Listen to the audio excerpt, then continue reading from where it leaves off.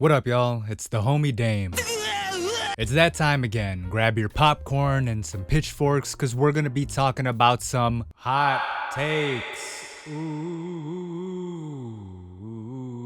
If you don't know how this works, I just ask people on Twitter and here in the YouTube comments for hot takes about anime, manga, media, and, just life in general. And then we discuss them here and hopefully make people feel bad about themselves for having embarrassing opinions. It's a wholesome community bonding experience, I know. But yeah, nothing more to say. Like, subscribe, whatever. Let's just get into it. The Dangers in My Heart will go down as a classic in the same vein as Kaguya-sama. I think this is true in the critical sense, as in The Dangers in My Heart will be just as critically acclaimed as Kaguya. So yeah, it might be considered a classic like that. But I don't know if it'll have the same commercial success as Kaguya-sama. But then again, I don't know. I mean, I didn't look up sales figures or anything before this. Maybe it is just as commercially successful, because both The Dangers in My Heart and Kaguya-sama both have pop-up cafes over in Japan, and we all know that's the best way to judge the cultural impact of an anime, am I right? An episode should always start with the intro. It's annoying to wait for the intro while the episode already started. The major plot point / development will always come after the intro has been played. I heavily disagree because of something in television that is called a cold open. Some of the best moments in television history have come in the form of a cold open with a stinger that leads right into the opening credits. Sometimes it's plot relevant, sometimes it's not. In my opinion, it doesn't matter as long as it adds some level of entertainment or enjoyment to the episode. Again, TV shows do this all the time, and sometimes a cold open is often more memorable than the main episode itself. A famous example being The Office with its iconic Kevin's famous chili scene. I'm serious about this stuff. Shows with one season are better than shows with multiple. The story is much more concise and the impact is stronger. People complain about anime endings a lot, and shows with a guaranteed ending that was actually thought out when organizing the plot tend to have a stronger and more memorable impact. Think Tatami Galaxy and Cowboy Bebop. Yeah, heavily disagree. I see what this person is saying because I'm a fan of singular, self-contained anime seasons as well. Like I've said before, my ideal anime will have like 11 episodes max and be a complete story with a beginning, middle, and end, and no need to have sequels or anything. It's why I like stuff like Anohana so much. But to make the completely generalizing statement that all shows with one season are better than all shows with multiple seasons is like, come on, that's pretty silly. Is Garzy's Wing better than One Piece because it's only a 3-episode OVA? Like, let's be real. I think that Section 80 is an overall more consistent and just generally better. Bro, what is going on? Y'all are worse than forming sentences than I am. I think that Section 80 is an overall more consistent and just generally better than Good Kid, Mad City. If y'all remember, this actually wasn't a hot take at the time. When Good Kid, Mad City came out, people were complaining that Kendrick had, oh, he's sold out, he's gone mainstream, because they heard shit like Backstreet Freestyle, but it was out of the context of the album. But yeah, people were saying that Section 80 was better than Good Kid, Mad City when it first came out. If only they knew he'd come out with Damn a few years later. Talk about going mainstream, am I right? As for me, Good Kid, Mad City is my favorite Kendrick Lamar album, but I could definitely see the argument for Section 80 being better. I know To Pimp a Butterfly is his critical darling that everyone glazes, which is deserved, but yeah, I just personally listen to Good Kid, Mad City more. Gurren Lagann and Kill la Kill have really high highs, but there's like 8 episodes in both shows I could do without.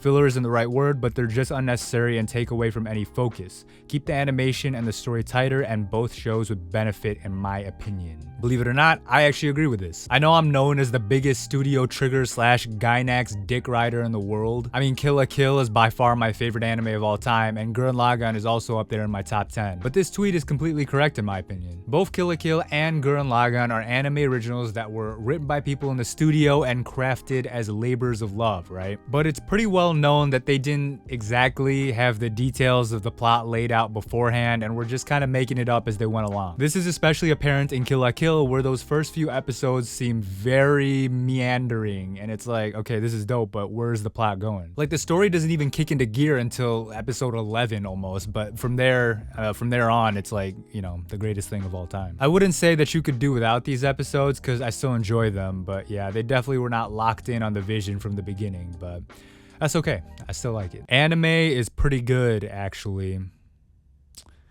I should block you for saying this dumbass shit. You actually like action anime, but trolls it to be different. When did I ever say this? Did I not just get done talking about how my favorite anime of all time is Kill la Kill, which is like a non-stop action orgy? Dragon Ball is shit and carried by the previous generations showing it to their kids. I mean, you could think that if you want, but one day all the anime of today will be just as old. So I hope you keep this same energy 30 years from now when a bunch of kids call your favorite anime a boomer show. Every shonen fan should watch at least 3 other genres of anime, because they only think that shonen is the only genre that exists in anime. No, that's not true. Come on. Let people watch whatever they want to watch. Because think about it this way. Do we go to all the Fujoshi girls who only watch BL and tell them that they need to watch 3 other genres? Because, I mean, who cares, dude? If that's what they like, then it's whatever. Makoto, best girl. I know, I'm a basic bitch and that's okay.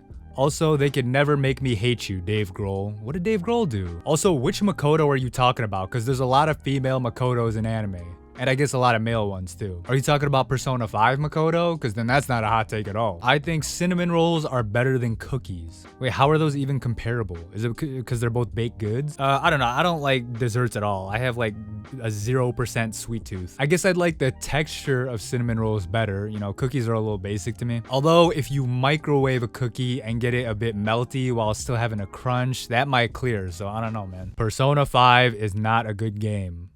True. It's a great game. Anime gets too rigid sometimes. When was the last time we saw a shoujo, isekai, mecha, high fantasy romance? Escaflowne in the 90s. We as the audience keep favoring reiterations of templates when we should be encouraging authors to take bolder risks on fresh ideas. Yeah, that's true, but it's not unique to anime. You can see the same stagnation in Hollywood, where everything is a sequel, remake, or adaptation of an existing property, or even in the video game world. It's because it's expensive to make entertainment media these days, and you need to make a profit, so big companies would rather play it safe with something they know will do well rather than take a risk on something new or unknown. This is something that's been going on forever. That's why you need to just take a look at lesser known mainstream stuff, because there you'll see a bit more risk taking. For example, in Hollywood, there's a lot of great horror movies that feel fresh and unique, and in anime, you can see the same thing looking for hidden gems that aren't blockbusters, shonens, or rom-coms, or whatever. I really don't get the "it's so bad, it's good" thing. Like, if you enjoyed something, then is it really that bad? Like, if you genuinely liked something bad, then I really don't think it's fair to say that it's only good because of how trash it was, because you still liked and enjoyed it. I agree with this, actually. I know "so bad it's good" is a common phrase I say on this channel, but the only reason I say it is because it's a term that a lot of people know and are familiar with, so I don't really have to explain it. But I 100% agree with this. If you enjoy something, is it really all that bad? I think the reason the phrase exists is that so people can acknowledge that, yeah, what I'm seeing in this show might be considered bad by general consensus, but that doesn't matter to me because I'm having a good time either way. So again, the argument is, if you are enjoying it that much, is it really that bad? And who cares if the general opinion is that it's trash? I think rice is the better complement to fried chicken than French fries, especially if you have hot sauce. Damn, tell me you're Asian without saying you're Asian. No, I'm just playing. But I agree, I like rice with everything though, so. I like French fries, but only if they're really, done in a specific way. Like, I like my fries super hot, crispy on the outside, and then soft on the inside with just salt as seasoning. But for rice, I mean, it's just like, it's rice. I'd eat rice with literal dog shit and think it's pretty good. But I guess if we're talking about what complements fried chicken specifically, I mean, yeah, I'd say rice, but I see the argument for French fries. If y'all don't know, fried chicken is like a top 2 or 3 favorite food of all time for me.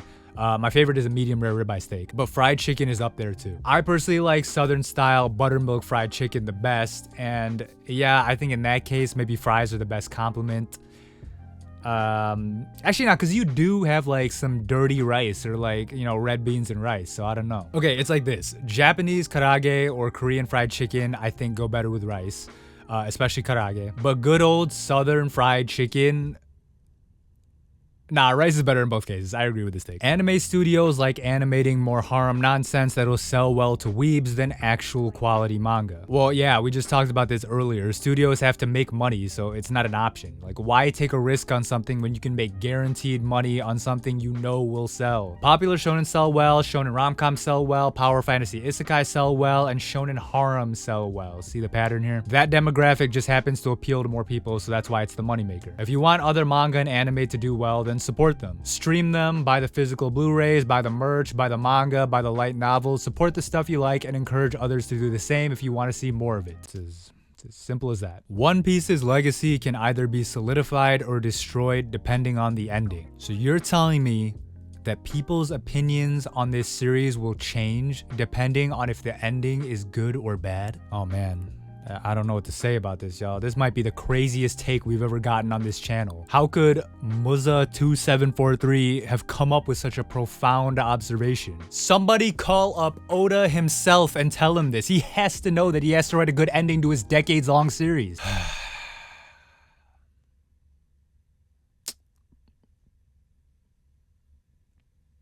So the Chicago Bears are doing a little better this season.